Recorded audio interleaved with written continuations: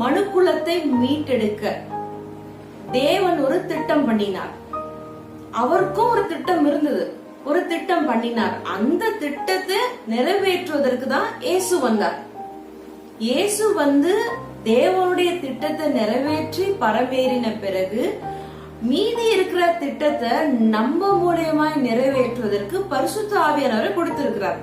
இன்னைக்கு பரிசுத்த ஆவியானவர் அந்த முடிந்து போக வேண்டி இருக்கிற அந்த ஃபைனல் பீஸ் ஆஃப் அந்த பர்பஸை நிறைவேற்ற இன்னைக்கு நமக்கு உதவி செய்கிறவரா இருக்கிறார். இதுதான் அந்த முழு பிக் பிக்சர். இந்த முழு பிளான்ல நம்மளுடைய போர்ஷன் என்ன, நம்ம பார்ட் என்ன, நம்ம பிளான் என்ன?